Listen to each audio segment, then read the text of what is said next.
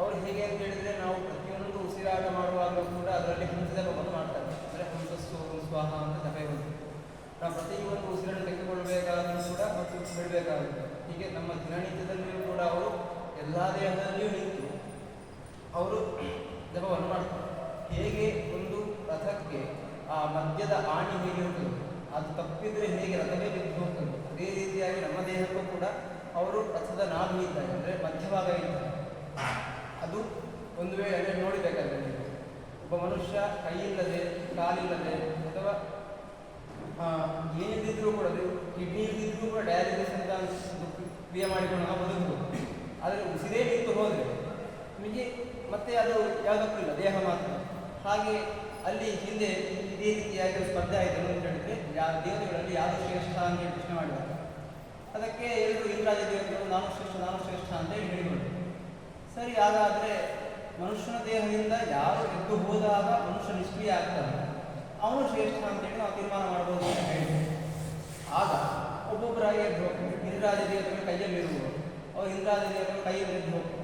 ಮನುಷ್ಯ ಕೆಲಸ ಮಾಡ್ತಾನೆ, ಕೈಯಲ್ಲಿ ಕೂಡ ಕೆಲಸ ಮಾಡ್ತಾನೆ. ಅದೇ ರೀತಿಯಾಗಿ ಶ್ರವಣ ದೇವತೆಗಳು ಕಿವಿಯಿಂದ ಎದ್ದು ಹೋಗುದು, ಮನುಷ್ಯನು ಈ ಕಿವಿಗಳಲ್ಲಿದ್ದರೂ ಕೂಡ ಕೆಲಸ ಮಾಡಬಹುದು. ಇನ್ನು ಕಣ್ಣಿನಲ್ಲಿ ಅಶ್ವಿನಿ ದೇವತೆಗಳಿದ್ದಾರೆ, ಅವರು ಎದ್ದು ಹೋಗುದು. ಆವಾಗಲೂ ಕೂಡ ಕೆಲಸವನ್ನು ಮಾಡ್ಬೋದು, ಅಂದರೆ ಮನುಷ್ಯ ಕೆಲಸ ಮಾಡ್ಬೋದು, ಕಣ್ಣಿಲ್ಲಿದ್ದರೂ ಕೂಡ ಇರ್ಬೋದು. ಕೊನೆಗೆ ಪ್ರಾಣದೇವರು ಅಂದರೆ ಇಲ್ಲಿ ಲೋಕ ಪ್ರಸಿದ್ಧವಾದವರು ಹನುಮಂತ ದೇವರು, ಅವರು ಎದ್ದು ಹೋದ್ರು ದೇಹದಿಂದ. ಉಸಿರಾಟವೇ ಎದ್ದು ಹೋದ್ಮೇಲೆ ದೇಹದಲ್ಲಿ ಅಂದರೆ ವಾಯುವೇ ಇಲ್ಲ ಅಂತ ಆದಮೇಲೆ ಮತ್ತೆ ಆ ನಿಷ್ಕ್ರಿಯಾಗಿದೆ. ಆಗಲೇ ಏನು ಅಂತ ಹೇಳಿದರೆ, ಇಲ್ಲಿ ಪ್ರಧಾನವಾಗಿ ಬೇಕಾದದ್ದು ವಾಯು. ಆದ್ದರಿಂದ ಭಗವಂತನ ಮಗ ಅಂದರೆ ಅವನು ಭಗವಂತ ತೊಡೆಯಲ್ಲಿರುತ್ತಾನೆ. ಅಂದರೆ ಅಚ್ಯುತಾಂಗಿ, ಅಂದರೆ ಅಚ್ಯುತ ಅಂತ ಹೇಳಿದರೆ ಭಗವಂತ, ಅವನ ತೊಡೆಯಲ್ಲಿರುವವನು ಯಾರು ಅಂತ ಹೇಳಿದರೆ ಅವನ ಮಗನಾದ ವಾಯುದೇವ. ಇವನು ಭಗವಂತನ ನಿತ್ಯ ಸ್ಮರಣೆಯನ್ನು ಮಾಡ್ತಾನೆ. ಈ ರೀತಿಯಾಗಿ ಅವನು ವಾಯುದೇವರಿಗೆ ಇಲ್ಲಿ ವಾಯುದೇವರಿಗೆ 3 ಅವತಾರಗಳು. ಅಂದರೆ ಹನುಮ, ಭೀಮ, ಮಧ್ವ. ಇದನ್ನು ಆಚಾರ್ಯರು ಅವರೇ ಹೇಳಿಕೊಂಡಿದ್ದಾರೆ. ಎಲ್ಲಿ ಹೇಳಿದರೆ, ಎಸ್ಯ ಶ್ರೀ ನಿಧಾನ ವೇದವಚನೆ ರೂಪಾಣಿ ದಿವ್ಯಾನ ಭಟ್ಟ ದರ್ಶನ ವಿಕ್ರಯಗಮನ ದೇವಸ್ಯ ವರ್ಗೋ ಮಹತ್ತು.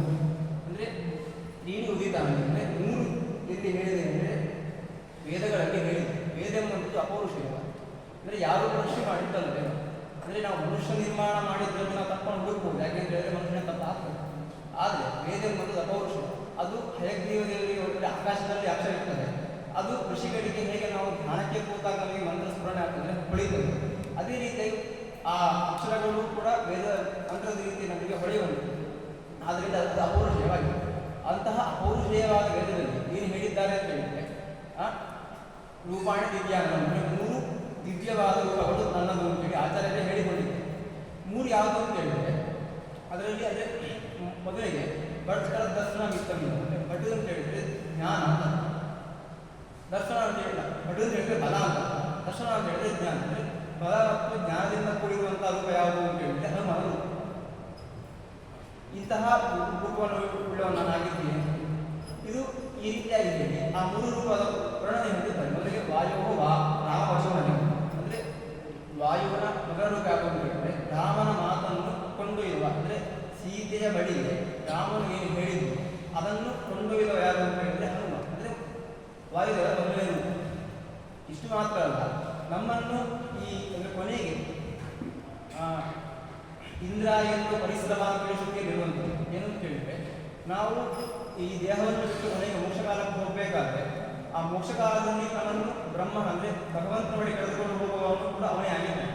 ಬರೀ ರಾಮನ ಮಾತನ್ನು ಮಾತ್ರ ಅಲ್ಲ, ನಮ್ಮನ್ನು ಕೂಡ ಕರೆದುಕೊಂಡು ಹೋಗ್ತಾನೆ. ಈ ರೀತಿಯ ಅನುಸಂಧಾನವನ್ನು ಮಾಡಿಕೊಂಡಾಗ ಹನುಮಂತನ ಮೊದಲ ರೂಪ ಸಿಗ್ತದೆ. ಇನ್ನು ಎರಡನೇ ರೂಪ ಕುಕ್ಷೋಪಭೂಮಿದೆ. ಕುಕ್ಷ ಅಂತ ಹೇಳಿದರೆ ಪ್ರಧಾನಕ್ಷೇಕಾರಿ. ನೀವು ಮಹಾಭಾರತ ನೋಡಬೇಕಾದ್ರೆ ಒಟ್ಟು 18 ಅಕ್ಷೋಹಿಣಿ ಸೇನೆ ಇದೆ, ಅಂದರೆ ಇತ್ತು ಯುದ್ಧ ಮಾಡಬೇಕು. ಅದರಲ್ಲಿ 11 ಅಕ್ಷೋಹಿಣಿ ಸೈನ್ಯವು ದುರ್ಯೋಧನನಾಗಿತ್ತು. ಉಳಿದ 7 ಅಕ್ಷೋಹಿಣಿ ಸೈನ್ಯ ಏನಿದೆ ಅದು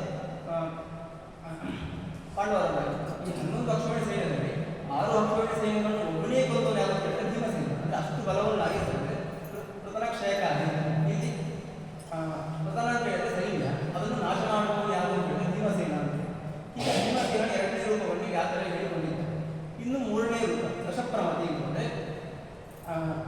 ಬರೀ ಈ ಲೋಕದ ಜ್ಞಾನ ಮಾತ್ರ ಅಲ್ಲ, ಎಲ್ಲ ವಿಧದ ಜ್ಞಾನಗಳು ಇದೆ ಅಂತೇಳಿ ಹೇಳಿಕೊಂಡಿದ್ದಾರೆ. ಈ ರೀತಿಯಾಗಿ ಹೇಳಿಕೊಂಡಂಥ ದಾರ್ಶನಿಕರು ಯಾರೂ ಕೂಡ ಇಲ್ಲ. ಅಂದರೆ ಹಿಂದೆ ಅನೇಕ ದಾಸರು ಬಂದಿದ್ದಾರೆ. ಆದರೆ ನಾನು ಇದೇ ಇದು ನನ್ನದೇ ರೂಪ, ನನ್ನನ್ನು ವೇದದಲ್ಲಿ ಹೇಳಿದೆ, ನಾನು ಈ ರೂಪ ಅಂತ ಹೇಳಿ ಇಲ್ಲಿ ಹೇಳಿಕೊಡುತ್ತಿಲ್ಲ. ಅಂದರೆ ಅವರ ಅನುಯಾಯಿಗಳು ಅವರು ಇವರ ಅಂಶ ಆಗಿದ್ದಾರೆ ಅಥವಾ ಇವರ ಅವತಾರ ಅಂತ ಹೇಳಿ ಹೇಳಿಕೊಂಡದ್ದಿದೆ. ಆದರೆ ನೇರವಾಗಿ ಆ ದಾರ್ಶನಿಕರು ಯಾರಿದ್ದಾರೆ ಅವರೇ ನಾನು ಈ ರೂಪ ಅಂತ ಹೇಳಿ ಹೇಳಿಕೊಂಡದ್ದು ಕೂಡ ಇತಿಹಾಸದಲ್ಲಿಲ್ಲ. ಆದರೆ ಆಚಾರ್ಯರು ಅಂದರೆ ಮಧ್ವಾಚಾರ್ಯರು ಇಲ್ಲಿ ವೇದದ ಉದಾಹರಣೆಯನ್ನು ಕೊಟ್ಟು ಅವರೇ ಹೇಳಿಕೊಂಡಿದ್ದಾರೆ. ಅಂದರೆ ಸರ್ವಮೂಲ ಗ್ರಂಥ ಅಂತ ಹೇಳಿ ಆಚಾರ್ಯರದ್ದು ಇದೆ. ಒಟ್ಟು 32 ಗ್ರಂಥಗಳಿವೆ. ಆ 32 ಗ್ರಂಥದಲ್ಲಿ ಅನೇಕ ಗ್ರಂಥಗಳ ಅಂದರೆ ಕೊನೆಗೆ ಆ ಗ್ರಂಥವನ್ನು ಮುಗಿಸಬೇಕಾದ್ರೆ ನಾನು ಈ ರೀತಿಯಾಗಿ ಇರುವವನು, ನಾನು ವಾಯುದೇವರ ಅವತಾರ, ನನಗೆ ಹಿಂದಿನ 2 ಅವತಾರ ಇದೆ, ಇಂತಹ ಜ್ಞಾನವುಳ್ಳಂತಹ ನಾನು ಹೇಳಿದ್ದೇನೆ. ಅಂತಹ ನಾನು ಈ ಗ್ರಂಥವನ್ನು ಕೇಶವನಿಗೆ ಅಂದರೆ ನಾರಾಯಣನಿಗೆ ಅರ್ಪಿಸ್ತೇನೆ. ಅಲ್ಲಿ ಅಂದರೆ ಮಧ್ವರ ಹೇಳಬೇಕಾದ್ರೆ ವ್ಯಾಸರಿಗೆ ಅರ್ಪಿಸ್ತೇನೆ. ಯಾಕಂದರೆ ಮಧ್ವರಿಗೆ ನೇರವಾಗಿ ಬರುವಾಗ ವ್ಯಾಸ. ಆದ್ದರಿಂದ ಈ ರೀತಿಯಾಗಿ ನಾನು ವಾಯುದೇವ ರೂಪ ಅಂತೇಳಿ ಹೇಳಿಕೊಂಡದ್ದು ಮಧ್ವರ ಮಾತು. ಇಲ್ಲಿ ಮೊದಲನೇ ಹನುಮ ರೂಪ ನಿಮಗೆ ಎಲ್ಲ ಗೊತ್ತಿದೆ. ಯಾಕೆಂದರೆ ರಾಮಾಯಣದಲ್ಲಿ ಅವನು ರಾಮನ ಸೇವೆಯನ್ನು ಮಾಡಿಕೊಂಡಿದ್ದ. ಇನ್ನು 2ನೇ ರೂಪ ಯಾವುದು ಅಂತ ಹೇಳಿದ್ರೆ ಭೀಮಸೇನ ರೂಪ. ಈ ಭೀಮಸೇನ ರೂಪ ಭೀಮನು ನೇರವಾಗಿ ವಾಯು ಅವತಾರ ಆಗಿದ್ದಾನೆ. ಇವರ ಬಗ್ಗೆ ಲೋಕದಲ್ಲಿ ಅನೇಕ ಅಂದರೆ ಅವನು ತಿಂಡಿಬೋದನಾಗಿದ್ದಾನೆ, ಅವನು ಬರೀ ದೇಹ ಬೆಳೆಸಿಕೊಂಡಿದ್ದಾನೆ, ಬುದ್ಧಿ ಇಲ್ಲ, ಇಂಥದ್ದೆಲ್ಲ ಅಂದರೆ ಕೆಲವರು ಆದರೆ ನನ್ನ ಪಂಪ ಇಂಥವರ ಏನಿದೆ ಅವರ ಮಹಾಭಾರತ ಈ ರೀತಿಯಾಗಿ ಉಲ್ಲೇಖಿಸಲ್ಪಟ್ಟಿದೆ. ದೇವನು ಅದು ತಪ್ಪು ಅಂತ ಹೇಳಿಕೊಳ್ಳುತ್ತಲ್ಲ. ಯಾಕೆ ಅಂತ ಹೇಳಿದ್ರೆ ಅವರಿಗೆ ಅದು ಹೊಡೆದಿದೆ ಆಯ್ಕೆ ಬಂದಿದ್ದಾರೆ. ಆದರೆ ಮಧ್ವಾಚಾರ್ಯರು ಅವರದ್ದೇ ಅವತಾರ. ಆದ್ದರಿಂದ ಅವರಿಗೆ ಗೊತ್ತಿದೆ ನಿಜವಾದ ವಾಸ್ತವ ಏನು. ಅಂತಹ ವಾಸ್ತವವನ್ನು ಭೀಮಸೇನನ ಬಗ್ಗೆ ಇಲ್ಲಿ ಆಗ 10ನೇದಲ್ಲಿ ಅಥವಾ ಉದಾಹರಣೆಗಳನ್ನು ಉಲ್ಲೇಖಿಸಿದ್ದಾರೆ. ಅಂತಹ ಭೀಮಸೇನನ ವಿಷಯವನ್ನು ನಾವು ಮುಂದೆ ನೋಡುವ ಅಂತ ಹೇಳಿ ಹೇಳ್ತಾರೆ.